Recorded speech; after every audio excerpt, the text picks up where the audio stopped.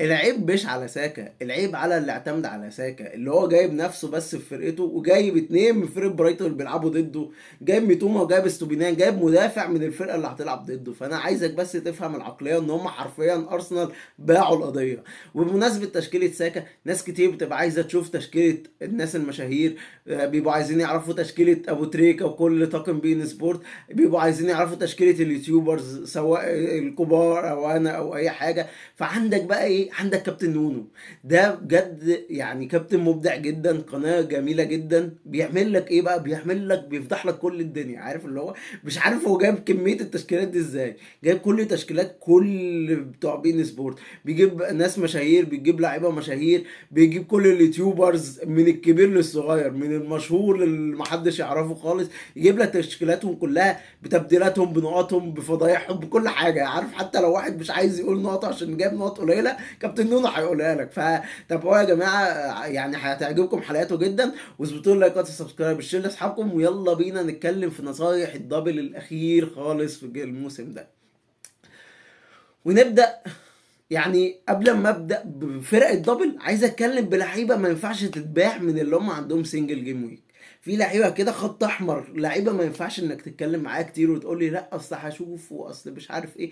لعيبه لازم تكون معاك، ماليش دعوه بقى هيلعبوا سنجل، هيلعبوا نص ماتش، هيلعبوا ربع ماتش، اللعيبه دي لازم تكون معاك. نبدا بويلسون وايزاك. ماتش على ارضهم قدام ليستر المالت، ليستر دي مش موجوده في الدنيا اقسم بالله. ليفربول كانت بترحمهم والله العظيم، ليفربول عملت معاه وجايب. ليفربول كانوا بيلعبوا على الواقف وكده، والله ممكن كانوا يكسبوهم 7 و8. دفاع مش موجود في الدنيا خالص، وبره الارض وهيبقوا عايزين يهاجموا كمان اكتر. عارف فرقه عمرها ما طلعت كلين شيت. ايزاك وويلسون لازم، ما ينفعش اوعى تفكر انك تبيع حد فيهم، والله هتندم ندم كبير جدا. عندك في نفس الوقت صلاح ليفربول، ماتشهم على ارضهم قدام استون فيلا. عارف استون فيلا فرقه كويسه فيها شويه تخبطات، بس هم برضو ما زالوا فرقه برضو ما بقاش عندهم هدف. وحتى بره الاهداف وبره اي حاجه، ماتش على ارض ليفربول، ليفربول حتى وهم في اسوأ حالاتهم بيقدروا يشتغلوا على ارضهم، ما بيخسروش. يعني اعتقد ان هم طول الموسم ما خسروش غير ماتش ريال مدريد وماتش ليدز، كان في الدور الاول وكانوا يعني كاموات في الوقت ده. وفي نفس الوقت برضو ده اخر ماتش على ارض ليفربول، هيبقوا عايزين يودعوا الجماهير بشكل حلو جدا. صلاح هيجيب استون فيلا بره الارض، حتى وهي في افضل مستوياتها دايما بره الارض ما بتبقاش دفاعيا كويسه. فصلاح هيقدر يعمل لك شغل حلو جدا. كلين شيت بقى مش كلين شيت، بس المهم ان صلاح انا واثق ان هو هيعمل حاجه. برضو كين ما ينفعش تقعده. برينتفورد بره الارض برضو ما بتبقاش حلوه دفاعيا. كين يقدر يعمل لك شغله، وفي نفس الوقت برضو عندك توني يقدر ان هو ياكل توتنهام. بس هنشوف بقى في المؤتمرات هل توني هيقدر يلعب ولا مش هيلعب. برضو عندك اتنين مهاجمين من نوتنجهام فورست، بس لسه عايز اشوف برضو في المؤتمرات مين ممكن يلعب او الاتنين هيلعبوا. جونسون وعوني. عوني انا خلاص سميته عوني مش عوني. الاثنين دول ماتشهم على قدام ارسنال على ارضهم. نوتنجهام فورست هتحارب في الماتش ده، وارسنال خلاص رموا الفوطه وحتى لو رموا الفوطه، حتى لو كسبوا 10 هيدخل فيهم اجوان. دفاع ارسنال بقى سيء جدا، ضعيف جدا، سهل جدا اي فرقه تجيب فيهم اجوان. فانا عندي اوبشن ريسك حلو جدا، واحد من الاثنين هيعمل لك احلى شغل في الماتش ده. خلصنا بقى لعيبه السنجل، نتكلم في الدبل، وبعد كده احنا برضه هنتكلم عن لعيبه سنجل برضه في التوقعات، بس ندخل بقى في لعيبه الدبل. وعايز ابدا بتشيلسي ليه؟ عشان ما فيهاش اي لعيبه هختارها منهم. فانت سكيب الفرقه دي خالص، اوعى تجيب لعيبه منه عشان هتبقى لعيبه زياده عدد بلا اي 30 لازمه. ندخل بقى على يونايتد. يونايتد ماتش بره الارض قدام بورنموث، اللي هم خلاص بورنموث بقوا مريحين وما بقوا بيلعبوا على الواقف، وخسروا اخر ماتشين ثلاثه، وفرقه بقى مستوى وحش جدا. خلاص هم ضمنوا البقاء، ما بيلعبوش على حاجه، فخلاص هم رامين الفوطه. تاني ماتش على ارض يونايتد قدام تشيلسي المالت، اللي هو برضو تشيلسي برضو ما لهمش اي هدف في الحياه، وحتى لو ليهم هدف هم اصلا ضايعين. فماتشين المفروض سهلين، ماتشين قدام فرقتين هجوميا ضعاف جدا. انتوا عارفين ان تشيلسي تالت اضعف هجوم في الدوري تقريبا، او رابع اضعف هجوم في الدوري. بورنموث برضه من اضعف خطوط الهجوم في الدوري. ليه ما تضبلش من دفاعهم؟ ليه؟ ليه ما تضبلش من دفاعهم؟ انت عندك افضل اختيار بالنسبه لي دخيا. ساعات بيهيس، بس هو دايما بيعمل تصديات كتير، واوعى تنسى ان هو اكتر حارس عمل كلين شيت في الدوري، بيعمل تصديات كتير جدا برضو. فدخيا اختيار ممتاز. تدبل هات شو اختيار حلو جدا، هيلعب لك باك شمال وشغل حلو، وهيعمل لك كورنرات، بيتقدم كتير، هيعمل شغل حلو جدا.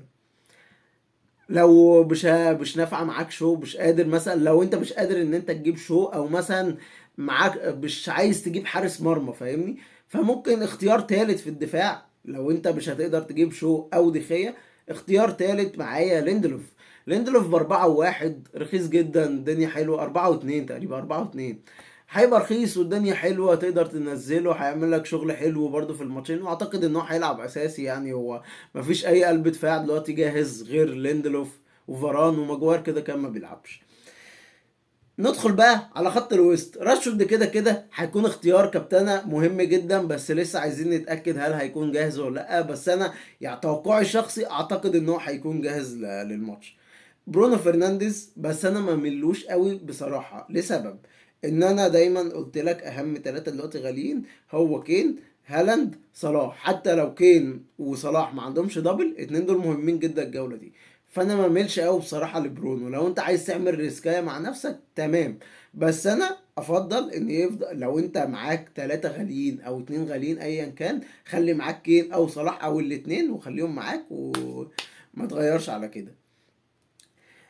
عايز تعمل ريسكايه حلوه في هجوم يونايتد، هات مارسيال الماتشين يعتبروا سهلين، يقدر ان هو يعمل فيهم شغل. واعتقد خلاص كابتن كاميرا وهو ما بقاش ليه لازمه في الحياه، بس مارسيال لما بينزل بيعمل خطوره وبيعمل شغل وبيضيع فرص وبيجيب برضه ساعات، فالدنيا حلوه معاه. وعلى فكره الريت بتاع اجوانه كويس بالنسبه لعدد الدقائق اللي بيلعبها. بس انت ادعي بس ربنا ان هو ما يتصابش، عشان هو بيتصاب كده لو حد نفخ في وشه.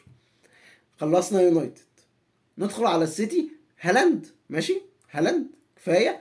ولو عندك اي لعيبه تانية من السيتي خليهم عندك، بس اصبر لحد الماتش بتاع ريال مدريد يخلص ونستنى المؤتمرات، عشان انا برضو مش مطمن، حاسس ان ماتش تشيلسي ممكن ينزل بالاساسيين كلهم، وماتش التاني هينزل بالدكه كامله، ممكن كمان ما يلعبش بيدرسون نفسه. بس يعني بشكل مبدئي خلي معاك جريليش، لو هو معاك ما تبيعوش، لان جريليش خلاص رايح اخر ماتشين، ما اعتقدش ان هو هيريحه اكتر من كده. هو حتى لو هيلعب ماتش ريال مدريد بقى مش هيقعد يقعده يعني كل ماتش.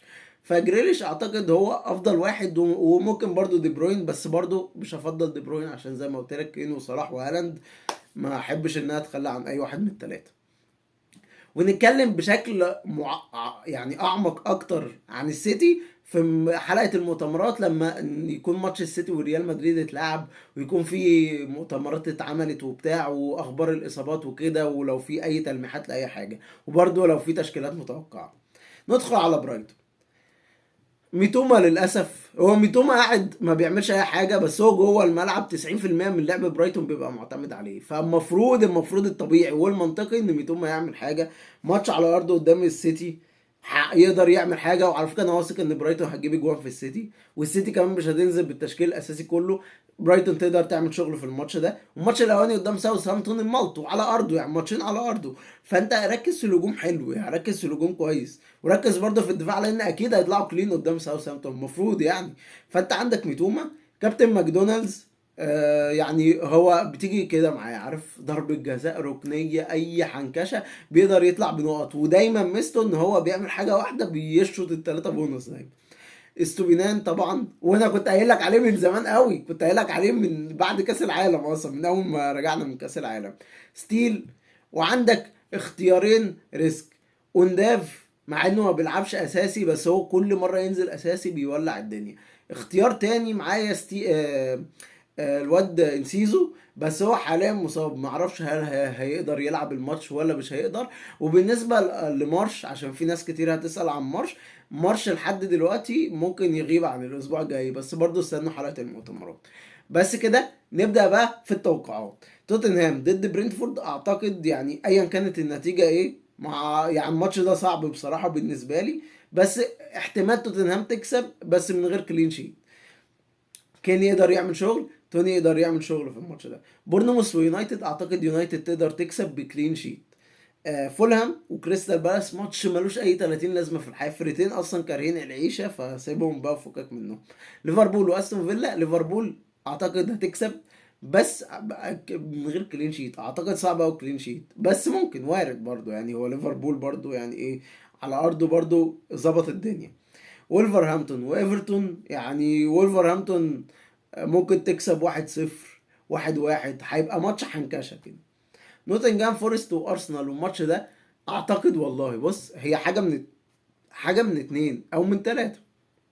هو ارسنال جاب الجون من بدايه الماتش، ممكن يبقى الماتش فيه سكور، بس اللي انا حاسه اكتر ماتش هيبقى ضيق، يا تعادل يا ارسنال هتكسب بالعافيه، واعتقد مش هيبقى فيه كلين شيت لارسنال. يعني ممكن يا 1-1 2-1، حاجه كده، هتبقى حاجه قريبه مش زي ما انتوا فاكرين. ويست هام وليدز، وليدز يعني يعني الفرقه بتاعت ويست هام خلاص هي ملهاش اي هدف في الحياه، وحتى هم بعد ما ضمنوا قاعدين يهيسوا وعمالين يخسروا. ليدز اعتقد رودريجو وبامفورد هيعملوا شغل، بس برضه ما انصحكمش ان انتوا تجيبوا لعيبه منهم يعني. برايتون وساوثهامبتون، برايتون هتبهدل ساوثهامبتون ان شاء الله، ممكن تكسبهم سكور حلو. سيتي ضد تشيلسي، سيتي هتمرمط بكرامه تشيلسي الارض وبكلين شيت، يعني ده الماتش ده انا واثق فيه الكلين شيت مضمون للسيتي. تشيلسي دول مش موجودين في الدنيا. آه نيوكاسل وليستر، نيوكاسل تقدر تكسب سكور، بس برضو كالعاده الكلين شيت هيروح، مع ان ليستر هجومها ضعيف اخر كام ماتش بس هيجيبوا فيهم. هو فرقه نيوكاسل دي ضد الكلين شيت، وتريبيه ده بجد لازم يتباع باش قرف بقى. ونفس الكلام لعيبه ارسنال، يعني رغم ان احنا عديناهم ماتشين سهلين، بس خلاص الفرقه دي لا استثمر فيها، ومبقاش عندهم هدف في الحياه وقرفانين من حياتهم، واحنا قرفنا احنا كمان، فبس بقى كفايه قوي. برايتون ضد السيتي، فرقتين هيجيبوا جوان في بعض، اللي فرقتين هيبهدلوا بعض جوان، بس اعتقد ان برايتون ممكن تكسب الماتش ده بعد ما السيتي خلاص هيكون ضمن الدوري بعد الفوز على تشيلسي. يونايتد ضد تشيلسي، يونايتد تقدر تكسب وبرضه بكلين شيت، عشان كده انا قلت لك هات دبل دفاعي من يونايتد. اختيارات الكابتنه، وقبل ما اتكلم على الكابتنه، لو انت معاك تريبل كابتن هتعملها امتى؟ هتعملها امتى يا حبيب قلبي؟ عندك التريبل كابتن اعمله ارزاع على هالاند على طول، ارزاع على هالاند من غير تفكير. ماشي. بالنسبه بقى لاختيارات الكابتنه، وبرده قبل ما اتكلم برده في اختيارات الكابتنه، حاجه تانية عايز اقولها، في ناس قليله عندها فري هيت او وايلد كارد، ممكن اعمل لكم حلقه يوم الخميس مثلا عن الفري هيت كده حلوه كده للجوله دي. ونتكلم بقى اخيرا في الكابتنه. كابتنه رقم واحد هالاند. يعني الكابتنه دي بجد بصراحه واضحه قوي للشمس، ويعني ما ينفعش ان انت تحاول تغامر في الجوله دي بصراحه، صعبه. عارف، هي بين هالاند، ماشي، هالاند وبين راشفورد بصراحه. راشفورد لو جاهز هيولع الدنيا، ممكن يجيب نقط اكتر من هالاند، ده الوحيد اللي اتوقع ان هو يجيب نقط اكتر من هالاند بصراحه. بالنسبه للعيبه السنجل، اتوقع ماشي كين هيجيب، صلاح هيجيب، بس اعتقد ان هالاند وراشفورد هيعدوهم جامد، فدول افضل اختيارين كابتنه معايا. بس كده يا شباب، اظبطوا لي لايكات وسبسكرايب الشير لاصحابكم، وممكن تستنوني اعمل حلقه فري هيت، وطبعا حلقه المؤتمرات يوم الجمعه. اشوفكم على خير.